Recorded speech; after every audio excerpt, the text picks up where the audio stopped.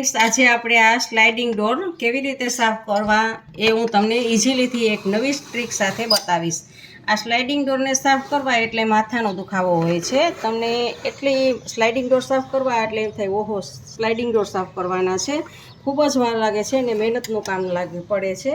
તો આપણે કેવી રીતે આજે ઇઝીલીથી સાફ કરશું એ હું તમને વિડીયોમાં બતાવીશ.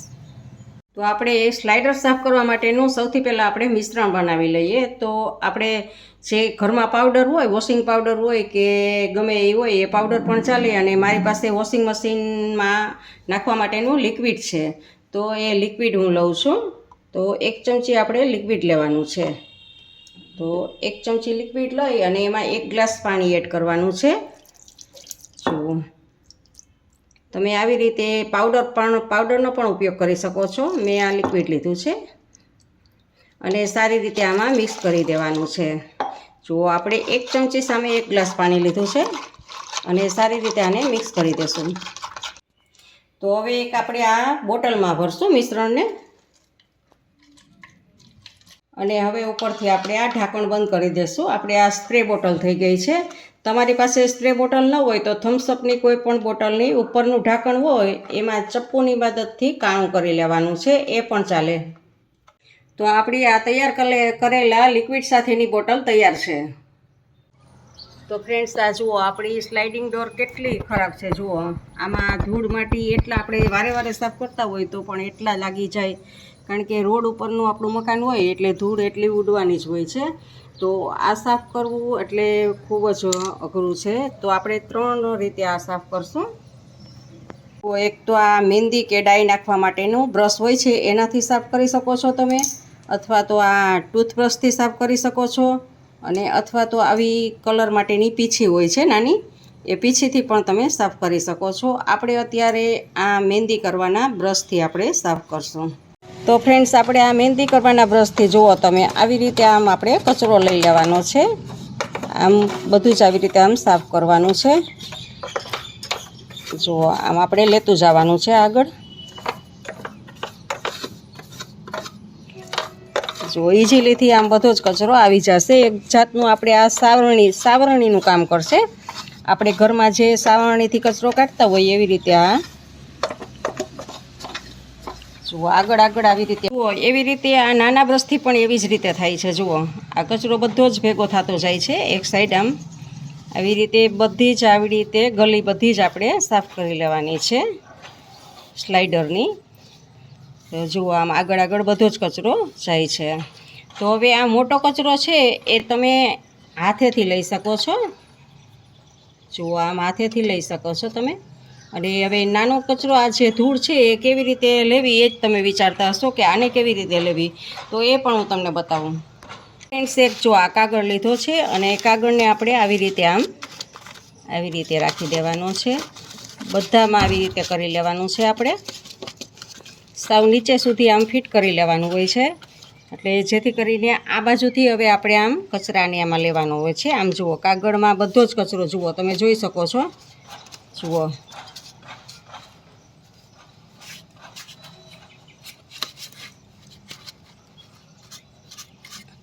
જુઓ, આ કચરો બધો જ જુઓ આ સુપડીનું કામ કરે છે. જુઓ, કાગળ છે એ સુપડીનું કામ કરે છે. જો ઇઝીલીથી આવી ગયો છે, બધો જ કચરો આવી ગયો છે, તમે જોઈ શકો છો. તો આવી રીતે આ સુપડીનું કામ કરશે કાગળ. તો આવી રીતે એકદમ ફટાફટ થઈ જશે.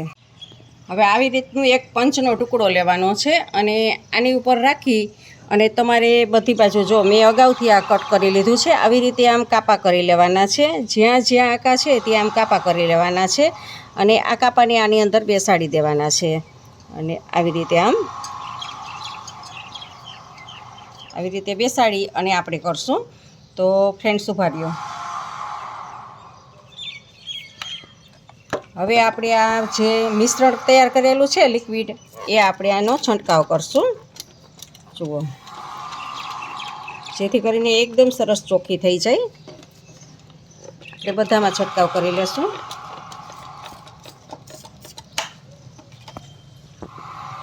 અને હવે આ કાપા કરેલું છે એને આવી રીતે આમ રાખવાનું છે, આની અંદર બેસાડી દેવાનું છે. અને આપણે આવી રીતે આમ આમ ગાડીની જેમ આમ લઈ જવાનું છે. જુઓ જુઓ આમાં કચરો આવી ગયો છે. અને હવે જે કચરો રહી ગયો હોય એને આવી રીતે અંદર ધારમાં આવી રીતે લઈ જવાનો છે. જુઓ બધો જ કચરો આ પંચમાં આવી જશે.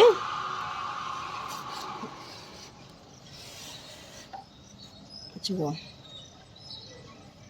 આપણે આ ખૂણામાં રહી ગયું છે તો એને સાફ કરવા માટે આપણે એક નાનકડો કાપડનો કટકો લેવાનો છે અને આ લિક્વિડથી એને હાથથી જ આવી રીતે હાથમાં રાખી અને લિક્વિડથી ભીનું કરી લેવાનું છે. અને હવે આપણે એને અહીંયા મૂકી દેવાનું છે અને ડિશમિશની મદદથી કે ચપ્પુની મદદથી કે જુઓ આવી રીતે આમ કરવાનું છે. જુઓ આવી રીતે બધા જ ખૂણા લઈ લેવાના છે. જુઓ એકદમ સરસ ચોખ્ખા થઈ ગયા ખૂણા. જુઓ તમે જોઈ શકો છો. જુઓ આ ખૂણો એકદમ ચોખ્ખો થઈ ગયો છે. એવી રીતે આપણે બધા જ ખૂણા કરી લઈએ. જુઓ એકદમ સરસ ચોખ્ખે ચોખ્ખું.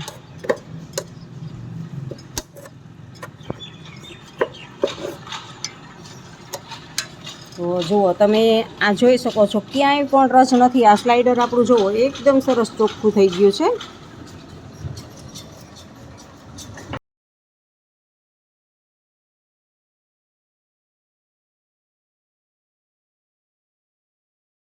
આ કાચને સાફ કરવો છે તો એમાં પણ આપણે સ્પ્રે મારશું.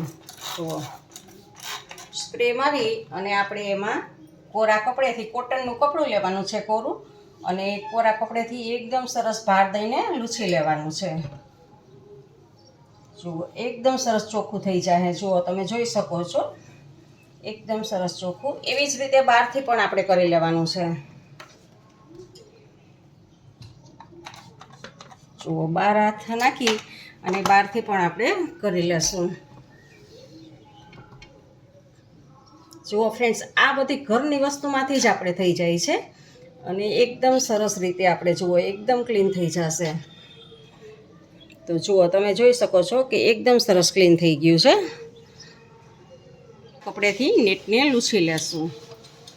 આવી રીતે આમ લૂછી લેવાની છે અને બીજી બાજુથી પણ આપણે લગાવી લેશું.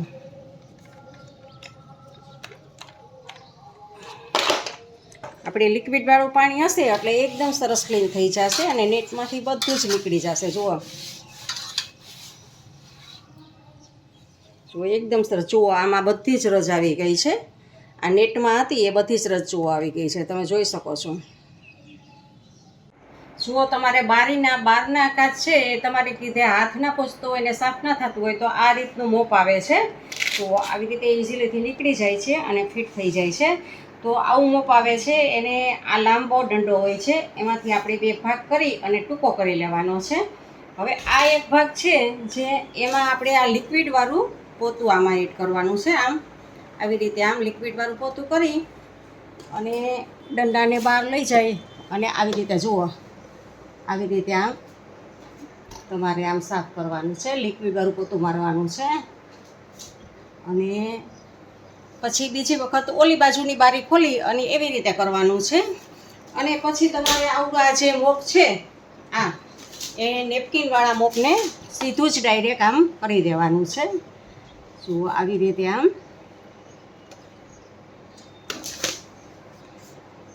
આમ ફેરવવાનું છે જેથી કરીને એકદમ સરસ ક્લીન થઈ જશે. જુઓ આવી રીતે ખૂણે ખૂણો આવી જશે આમાં. જુઓ તમે સ્લાઇડર એકદમ ચોખ્ખી બની ગઈ છે આપણી. જુઓ તમે જોઈ શકો છો કે એકદમ ચોખ્ખી ચણા કાપડી સ્લાઇડર છે. અને નેટ પણ જુઓ તમે જોઈ શકો છો કે નેટ પણ આપણી એકદમ ચોખ્ખી છે. જુઓ અને આપણા કાચ પણ એકદમ ચોખ્ખા થઈ ગયા છે. જુઓ એકદમ કાચ પણ આપણા ચોખ્ખા ક્લીન એકદમ નીટ એન્ડ ક્લીન જુઓ આપણી બારી થઈ ગઈ છે. જુઓ તમે જોઈ શકો છો આખી બારીને. તો ફ્રેન્ડ્સ આ 10 જ મિનિટ થઈ છે બારીને સાફ કરતાં. તમે પણ આવી રીતે આ જ ટ્રીકથી તમે બારી સાફ કરશો તો તમારે પણ સમય બચશે અને એકદમ ઇઝીલીથી સાફ થઈ જશે.